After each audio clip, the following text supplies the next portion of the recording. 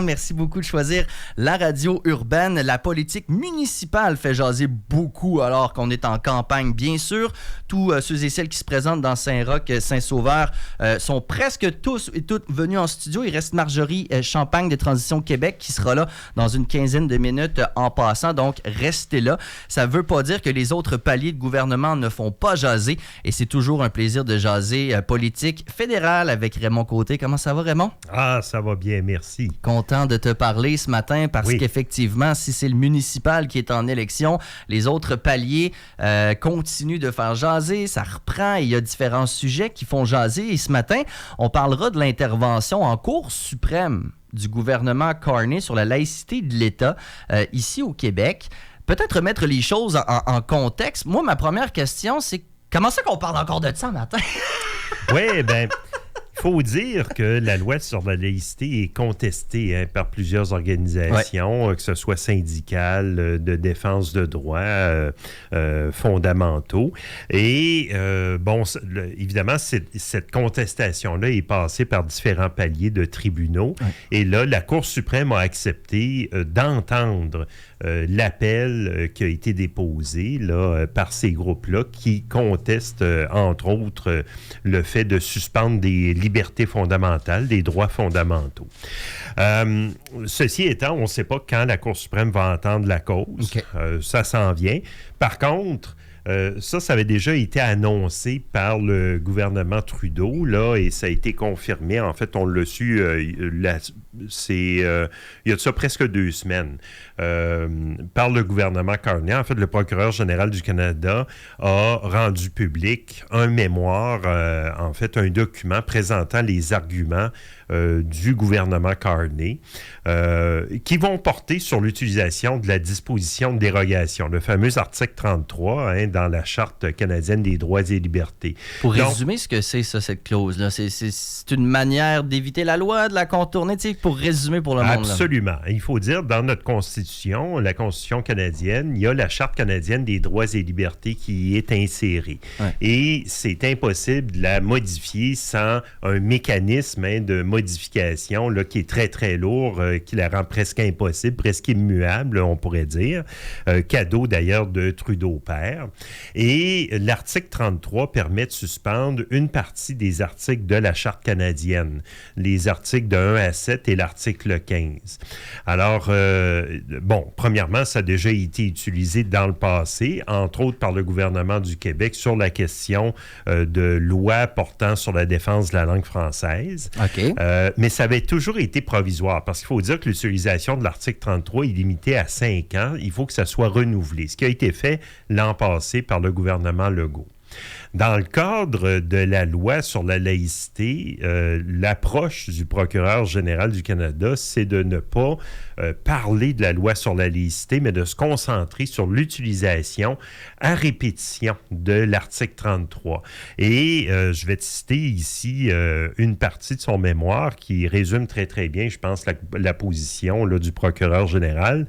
Il dit « L'impossibilité prolongée d'exercer un droit ou une liberté visée par l'article 33 reviendrait en pratique à n'en nier l'existence même, ce qui ne peut se faire que par une modification constitutionnelle. » Ça va être un sacré beau débat, je veux dire, devant les 9 juges de la Cour suprême. Ça veut dire que le fait de renouveler constamment la disposition de dérogation reviendrait à nier des droits et libertés fondamentales dans le cadre d'une loi particulière, comme la loi sur la laïcité. Fait que ce qu'il dit, c'est tant qu'à avoir une loi, mais qui est toujours dérogée à répétition, aussi bien modifier la loi à la base. Aussi bien demander une modification à la Constitution. Carrément, ce qui est chose presque impossible. Ben ouais, c'est ça. C'est ça, dans l'aspect pratique. Mais là où je veux amener les gens, évidemment, le débat porte sur la Charte canadienne des droits et libertés, mais il ne faut pas oublier qu'il y a aussi une disposition de dérogation qui existe dans la Charte des droits et libertés de la personne, qu'on peut appeler familièrement la Charte québécoise. OK. Et ça, la Charte québécoise a aussi une préséance dans le cadre légal de la province de Québec. Et la loi sur la laïcité a aussi demandé une dérogation Ça, c'est pour les articles de 1 à 38. Ça, c'est l'article 52 de la Charte, pour ceux qui veulent aller lire là, la question. Ce que je n'ai pas vérifié, par contre, c'est que si elle avait un caractère provisoire, mais c'est quand même un geste qui est assez grave, puis j'en ai profité pour aller chercher l'article 1 de notre Charte québécoise.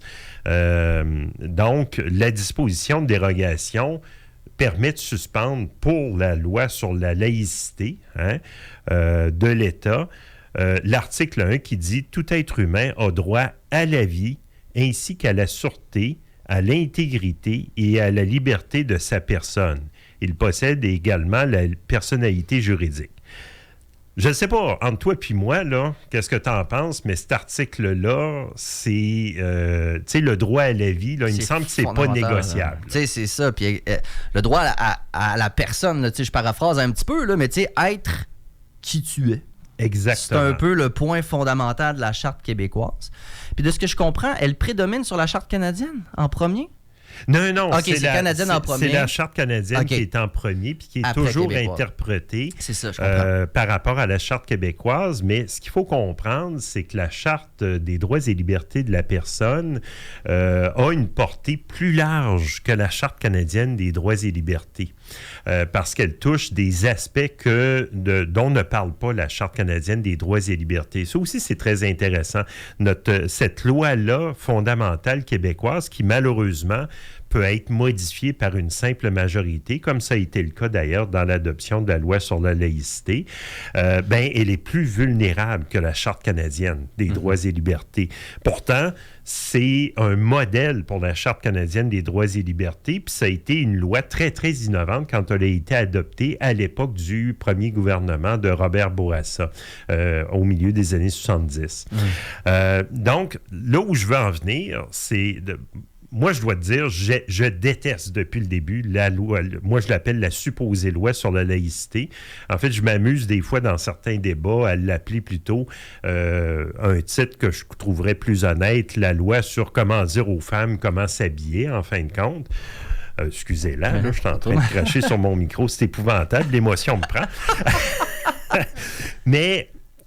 c'est très, très important de comprendre que la disposition de dérogation, c'est un droit garanti dans la Constitution canadienne et dans la Charte québécoise aussi, que les provinces, puis la province de Québec puissent l'utiliser, mais ça devrait être utilisé avec prudence.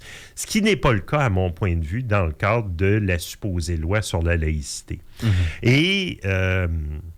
parce que la laïcité de l'État, enfin, c'est mon interprétation, c'est parfaitement contestable, la laïcité de l'État, elle est établie, quant à moi, depuis les années 60. Depuis que, justement, la Révolution tranquille a amené enfin une séparation de l'État et de la religion, là, particulièrement la religion catholique. Donc là, évidemment, la religion est séparée, on n'est plus éduqué nécessairement par des religieux, des religieuses, etc. On en est là. Je comprends que factuellement, ou grosso modo, effectivement, la laïcité et l'État... en fait, la laïcité de l'État est appliquée, et tu semblais même dire un peu plus tôt, hors d'onde, que c'est un faux débat, c'est-à-dire que selon toi, règle générale, tout le monde est assez d'accord avec le principe de fond. Là, on s'engueule sur des technicalités, finalement. Là. Bien, c'est ça. Moi, je doute pas qu'il y ait des gens qui soient contre la laïcité de l'État, puis ça appartient, c'est libre à une personne d'être contre ça. Mais moi, je suis 100% pour la laïcité de l'État, mais je suis aussi 100%, non, disons, 98% contre la loi sur la laïcité en raison des articles qui tiennent aux symboles religieux. C'est ça. Toi, c'est ça qui vient te chercher personnellement. Voilà. Et évidemment, durant mon mandat comme député, j'ai fait face justement aux questions qui touchaient à ça. Parce que, en réalité, la loi sur la laïcité, c'est un long processus. Souviens-toi, là, il y a eu commission. Là, je suis en train de chercher le nom là, la Charte des valeurs du Parti québécois. La Charte des valeurs. Oui, c'est ça. C'est tout un long cheminement qui nous a amené à cette pièce législative que je trouve très clientéliste. Et actuellement, d'ailleurs, il y a c'est un enjeu divisif parfait pour, justement, électoralement, essayer de rallier des gens. Et d'ailleurs, à Ottawa, ça brasse. Là, la semaine passée, le Bloc québécois a déposé une motion qui a été battue par le vote conjoint des libéraux et des néo-démocrates, mais, surprise, les conservateurs ont voté pour la motion du Bloc québécois qui disait en substance, qui exigeait du gouvernement fédéral de retirer son mémoire, son intervention prévue devant la Cour suprême. Les conservateurs étaient pour ça? Et ils ont été pour ça. Ce qui est paradoxal, c'est que, évidemment, Pierre Poilievre s'était déjà prononcé contre l'interdiction des symboles religieux définis dans la loi sur la laïcité. Mais lui, il est pris avec une patate chaude parce que des gouvernements conservateurs comme en Ontario ou en Alberta ou en Saskatchewan veulent utiliser pleinement la disposition de dérogation. D'ailleurs, Danielle Smith, par exemple, est en attente, se prépare à déposer des projets de loi, si ce n'est pas déjà fait, là, pour interdire les thérapies de conversion là, pour les enfants.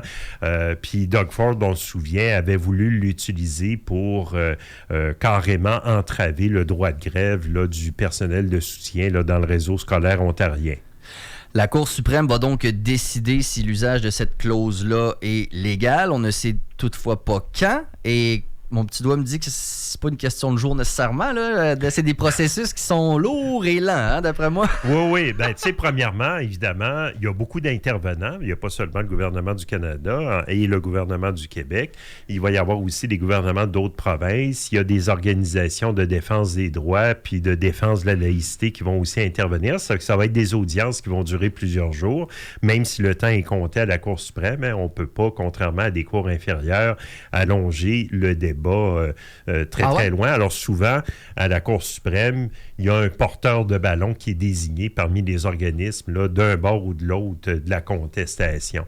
Alors ça va être très, très intéressant à observer, en effet. Et tu seras assurément là pour nous tenir au courant de l'évolution de tout ça. D'après moi, tu vas suivre ça et on n'aura pas besoin de te le demander. De très, très proche. Compte là-dessus. Raymond Côté, c'est toujours un immense plaisir. Merci de partager tes connaissances et ta passion avec nous. Merci. Salut. On est rendu à 7h57. Bon lundi 29 septembre 2025. Vous écoutez